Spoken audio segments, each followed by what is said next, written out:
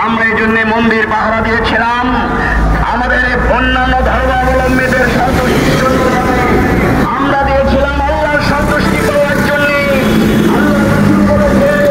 কেউ যদি অন্যের কাফেরদের যদি তাদের সম্পদ ইজ্জতের উপরে কোন মুসলমান আঘাত হানে সেই জান্নাতের সুঘ্রাণ পাবে না। আমরা সেই জন্য আমাদের আমির জামাতের নির্দেশেই আমরা মন্দির পাহারা দিয়েছিলাম।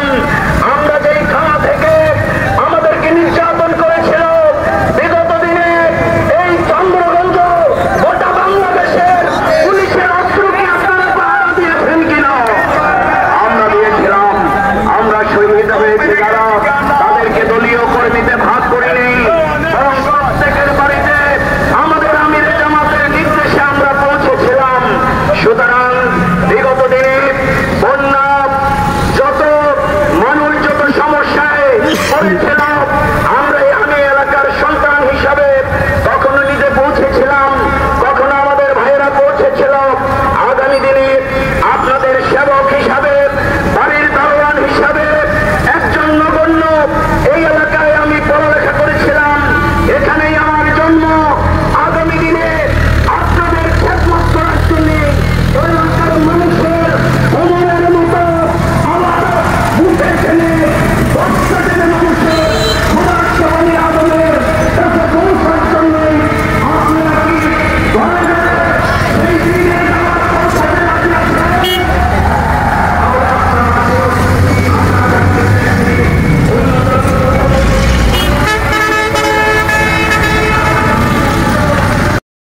নির্যাতন কারণ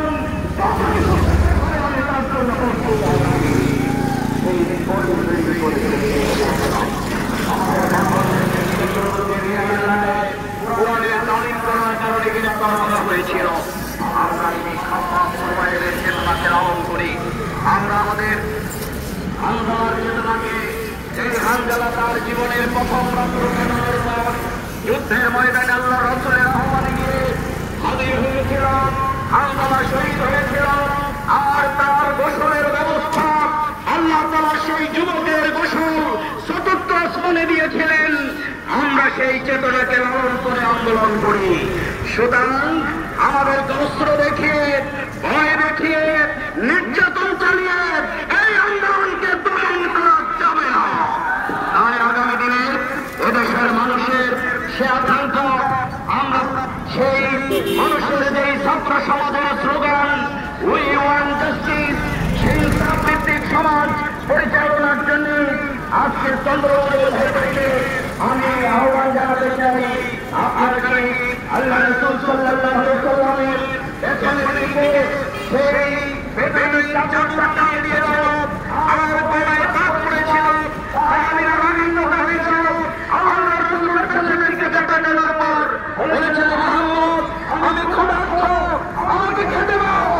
আজকে আমার বাড়ির পাশে আমার প্রতিবেশী আজকে ক্ষুধার্ত, অসহায়, বঞ্চিত, আমাদের মা বোনেরা দিনের পর দিন সন্তান নিয়ে, পরিবার নিয়ে অসুস্থ অমুক্ত অবস্থায় মনোজারি করে।